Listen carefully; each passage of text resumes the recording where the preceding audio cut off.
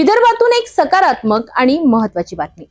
वन्यजीव अभ्यासासाठी मोठं पाऊल. मोर्शीतील भारतीय महाविद्यालयात स्कॅट अनालिसिस रिसर्च लॅबचे उद्घाटन.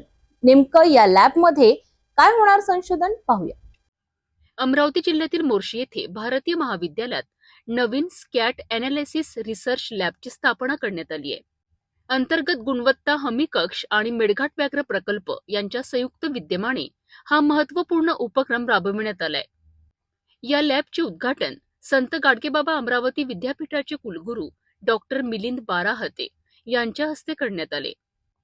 या प्रयोगशाळेमध्ये मांसाहारी वन्य प्राण्यांच्या आहाराचा अभ्यास केला जाणार आहे.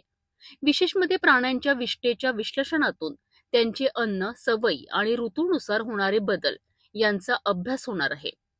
या माध्यमातून विद्यार्थ्यांना वन्यजीव अभ्यास आणि संशोधनाची प्रत्यक्ष संधी मिळणार आहे. कार्यक्रमाच्या अध्यक्षस्थानी भारतीय महाविद्यालयाचे कोषाध्यक्ष अनंत सोमवंशी उपस्थित होते. तसेच डॉक्टर ओमप्रकाश मुंडे, सलील चिंचमनातपुरे, प्राचार्य डॉक्टर संतोष आगरकर यांचीही उपस्थिती लाभली. या उपक्रमामागील मुख्य उद्देश विद्यार्थ्यांमध्ये संशोधनाची आवड निर्माण करणे आणि वन्यजीव संवर्धनासाठी योगदान देणे हा आहे. कार्यक्रम यशस्वी करण्याकरिता महाविद्यालयातील प्राध्यापक, कर्मचारी आणि विद्यार्थ्यांनी मोलाचे सहकार्य केलेत. ही लॅब जी भारतीय महाविद्यालय मोर्शी या ठिकाणी उभी करण्यात आलेली आहे ही ऍक्च्युली मेळघाट व्याघ्र प्रकल्प अमरावती, भूगोल विभाग भारतीय महाविद्यालय मोर्शी आणि कार्स अमरावती या तिघांच्याही संयुक्त विद्यमाने या ठिकाणी स्थापन झाली. या आम्हाला एक प्रोजेक्ट मिळालेला आहे जो आहे scat analysis of carnivores in Melghat tiger reserve. आणि त्याचा मुख्य उद्देश आहे या प्रोजेक्टचा की या कार्निव्होरसचं फूड प्रिफरन्स काय आहे. म्हणजे कार्निव्होरस मध्ये मेजर जे कार्निव्होरस आहेत मेळघाटचे, ज्यात वाघ, बिबट आणि जंगली कुत्रे जे या सगळ्या शाकाहारी प्राण्यांवर नियंत्रण ठेवण्याचं काम करतात, यांचं सीझनल फूड कशा पद्धतीने चेंज होतं, त्यात काही चेंजेस आहेत का ह्या बघण्यासाठी आम्ही हा स्कॅट अनालिसिस प्रोजेक्ट घेतलेला आहे. तो आम्हाला जवळजवळ 32,10,000 रुपयांचं फंडिंग मेळघाट टायगर रिझर्वने आम्हाला सँक्शन केलेलं आहे. त्याच्याच लॅबची जी आम्ही स्थापना या ठिकाणी महाविद्यालयात केलेली आहे, त्या लॅबच्या माध्यमातून आम्ही आता विद्यार्थ्यांच्या थ्रू जे काही महाविद्यालयातले विद्यार्थी आहेत, काही कार संघटनेचे विद्यार्थी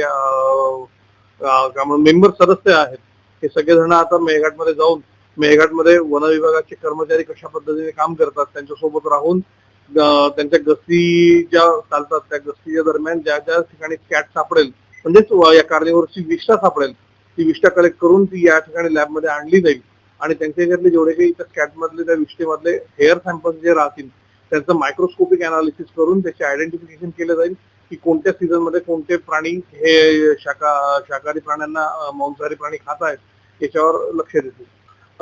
तसं पाहिलं तर स्कॅट अनालिसिसच्या याच्या संदर्भात आतापर्यंत फक्त आणि फक्त मेळघाट म्हणजे जे काही टायगर प्रोजेक्ट आहेत ऑल ओव्हर इंडियामध्ये ते स्वतःहूनच या गोष्टी करतात. पण आम्ही स्वर्गीय डॉक्टर GN वानखडे सर यांच्या अंडरमध्ये 2006 साली केलं होतं.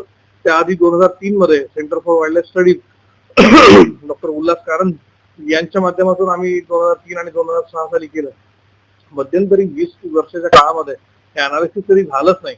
म्हणून मग वाघांची वाढती संख्या होत असलेला बाकीच्या इतर जंगलांमध्ये आपण बघतोय की मानव वन्यजीव संघर्ष वाढलेला आहे. बऱ्याचशा ठिकाणी वाघांची संख्या वाढल्यामुळे सुद्धा तिथे प्रॉब्लेम येत आहे. असे प्रॉब्लेम भविष्यात नाही यावे म्हणून त्याचं प्रे डेन्सिटी काय आहे, त्याचं फीडिंग काय आहे, फीडिंग हॅबिट्स कशा पद्धतीचे आहेत हे जाणण्यासाठी हा प्रोजेक्ट आम्ही या ठिकाणी वन विभागाला दिला आणि त्यांनी तो मान्य केला. त्यातनं आता आमचे विद्यार्थी सुद्धा आता हळूहळू या रिसर्च ऍक्टिव्हिटीमध्ये वळत आहेत, जेणेकरून भविष्यात सुद्धा या विद्यार्थ्यांना महाविद्यालयीन जीवनामध्येच आम्ही एक प्रयत्न करतो आहे की त्यांना सुद्धा याची थोडी जाणीव व्हावी. आणि हा आपल्या याच्यातलं म्हटलं तरी हा एक पहिलाच प्रयोग आहे, एक पहिलीच प्रयोगशाळा अशी आहे जी जॉईंट कोलॅबोरेशननी प्रोजेक्टच्या माध्यमातून उभी झालेली आहे, जी आता भविष्यामध्ये सुद्धा कार्यरत राहील. तर आपण वन्यजीव संरक्षण म्हणून आपल्याला मानद पदवी मिळालेली आहे. आपलं काय मानत असेल, किती विद्यार्थ्यांना आपण पुन्हा या जोड्यासाठी आम्ही मोस्टली कसं आहे की वन विभागांची गस्ती जंगलांमध्ये चालत असते, पण त्याच्या याच्यात आपल्याही या स्कॅट अनालिसिसची एक भर त्याच्यावर अजून जबाबदारी त्यांच्यावर टाकावी तर ती टाकण्यापेक्षा आपल्या जिथल्या महाविद्यालयातल्या विद्यार्थ्यांना जसं बरेचसे पोरं सायन्सचे मुलं तर रिसर्च आहे म्हणून ते मुलं त्यात सहभागी होतात, पण आर्ट्स आणि कॉमर्सचे विद्यार्थी सुद्धा आम्ही याच्यात इन्क्लूड केलेले आहेत की जे पोरं नेहमीच वारंवार पोलीस भरती असो, आर्मीची भरती असो त्यासाठी प्रयत्न करत असतात, तर त्यांना हे सुद्धा एक दालन ओपन व्हावं की फॉरेस्ट डिपार्टमेंटमध्ये सुद्धा काही अधिकारी पदाच्या जागा आहेत, काही गार्ड पदाच्या जागा आहेत, ज्यासाठी हे आर्ट्स आणि कॉमर्सची मुलं सहज अप्लाय करू शकतात. तर ते अधिकारी आणि गार्ड लोक त्या जंगलामध्ये कशा पद्धतीचं काम करतात, कशा पद्धतीने त्यांचं रुटीन चालतं, या सगळ्या गोष्टींची जाणीव व्हावी म्हणून आम्ही व्हॉलेंटियर जे आहेत ते वाढवलेले आहेत. जवळपास सध्या स्थितीत आमच्याकडे 40 व्हॉलेंटियर्स आहेत. जून महिन्यात नवीन जे विद्यार्थी आमच्या यात सहभागी होतील, कारण हा 2-2.5 वर्षापासून चालणारा प्रोजेक्ट आहे, तर यात जवळजवळ 100 विद्यार्थी अजून याच्यात जुळतील. मोर्शीतील ही प्रयोगशाळा विद्यार्थ्यांसाठी संशोधनाची नवी दालने उघडणारी ठरणार आहे.